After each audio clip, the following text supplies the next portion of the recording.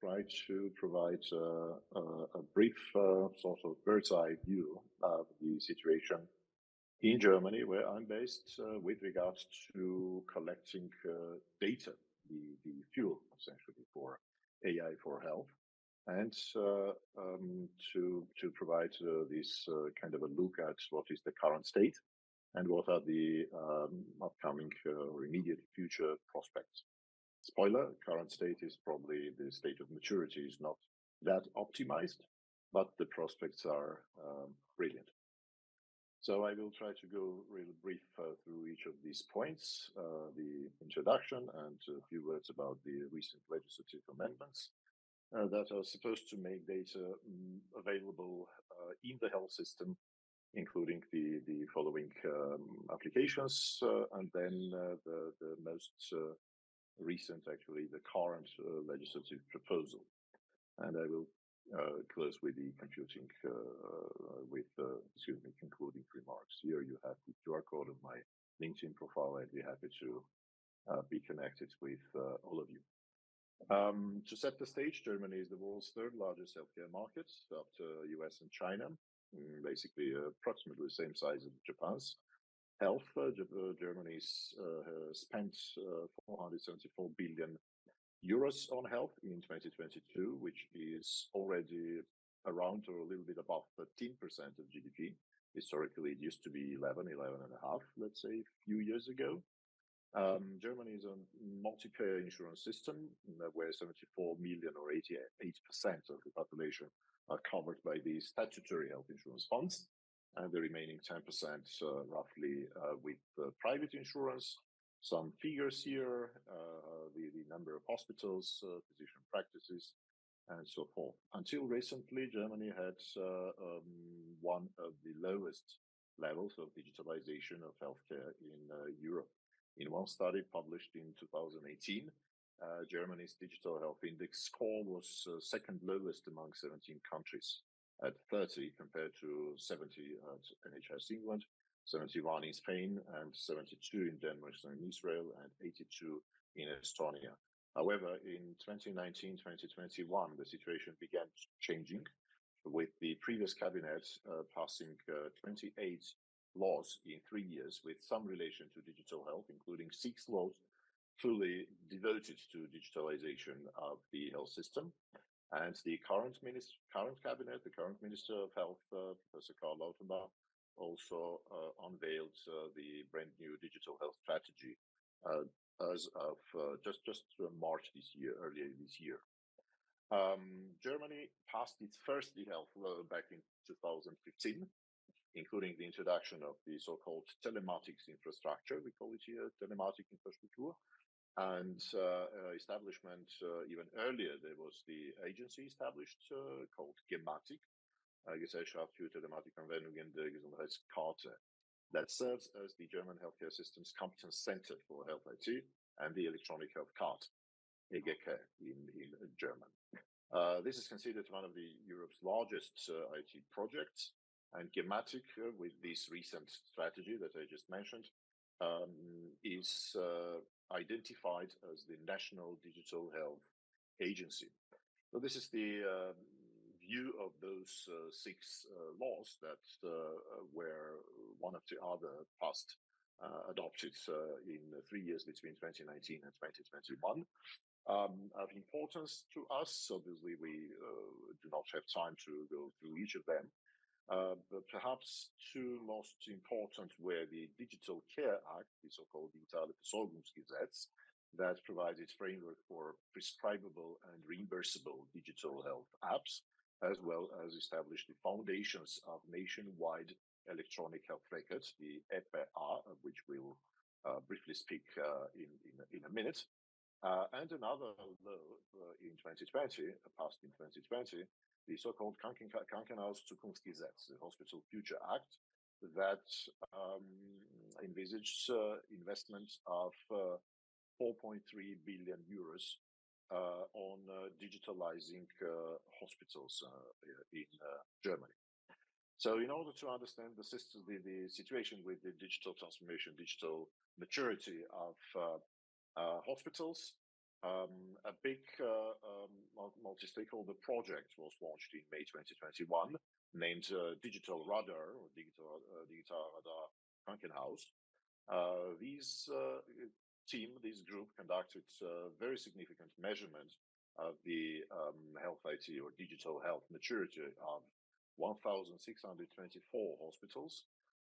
To remind us that there is about 1,800 hospitals in total. And the criteria for assessments were in 7 dimensions shown here on the slide. The average digital radar score identified was 33 out of 100. The best performance was in structures and systems, resilience, management and performance, and the lowest in information exchange, patient participation, and telehealth. This project attempted also to predict the MRAM maturity scores in participating hospitals, and they found out basically this picture that 69% of hospitals were graded as stage 0, and only a fistful of hospitals graded stage 4, 5, and no hospitals stage 6 and 7. The next, we'll have a quick look at the rollout of the nationwide electronic health records. Sorry for the most typical, probably, typo that we all suffer from, which is in Germany, Elektronische Patientenakte, EPA. The rollout began in 2021. It is currently in version 2.5. It is available actually as opt-in right now to all those who are insured in the statutory insurance system. However, the uptake up to now has been about 1.2% of eligible population. As of November 20, 2023, there were 867,000 approximately out of 74 million statutory insured people. The situation with electronic prescription is also improving, going quite well this year. The nationwide rollout of electronic prescriptions began in on July 1st, 2023. There, up to now, there have been approximately 8 million electronic prescriptions redeemed. And to put it in context, there is a total of 760 million prescriptions filed each year in Germany. However, the e-prescription is becoming mandatory for all statutory health insurance physicians as of 1st January 2024. So there must be also quite some developments there. Another important application in Germany's digital health ecosystem is the so-called DiGAs, Digitale Gesundheitsanwendungen, or digital health applications. Germany is considered one of the first, or the first nation, or among the first nations in Europe, and also globally one of the first to have enabled legislation for prescribable and reimbursable apps, including a fast-track procedure. As of now, there are 49 apps listed in the category of our analog of FDA, basically the BfArM of the Federal Ministry of Health. Nonetheless, even here we are facing challenges with uptake.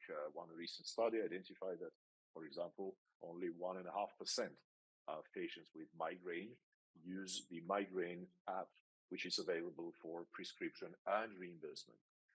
With regard to secondary use of data, Germany is quite active in a number of international and EU-wide projects, including Health Data at EU Pilot, which, as far as I understand, will be spoken about later during this week. And there is the Health Data Lab, a special unit of the Federal Institute for Drugs and Medical Equipment, the BfArM that I mentioned earlier. There is a number of initiatives which are all also looking at wider availability of data for secondary use. I'm going to skip that one because of the lack of time. And finally, the upcoming developments. There are 2 major legislative packages that are discussed right now, as of actually a week ago. 10 days ago in Bundestag, in the parliament. One is the Digital Act, so-called, the Gesetz zur Beschleunigung der Digitalisierung des Gesundheitswesens. Actually, the act to facilitate digitalization of the health system. And here, the proposal is to switch from opt-in to opt-out with the electronic patient file. And it is planned or anticipated about 80% adoption of EPA by year 2025. Further measures here in this act will be the optimization of electronic prescription and digital medication acts, expansion of the use and integration in treatment of the digital health applications, removal of some telemedicine reimbursement limits, promoting easier access, and some others. And another law that is essentially currently in the same stage and should be adopted hopefully very soon is the Health Data Use Act that will aim to prepare Germany for the European or to synchronize, to harmonize Germany's ecosystem with the European health data space. In conclusion, Germany began its quest toward digital transformation of health nearly 20 years ago, but until recently lagged behind many countries in Europe. The telematics infrastructure here serves as a reliable and secure backbone for nationwide data exchange. The level of digitalization of healthcare providers, however, remained very low, with just a few around stage 3+ hospitals. Applications such as API, eRecept, and DGAS have recently been introduced, but uptake remains also low. There are prominent, albeit isolated and fragmented data projects, and most importantly, perhaps, and optimistically, there are significant efforts underway to generate data and prepare health system for the AI transformation. Thank you very much.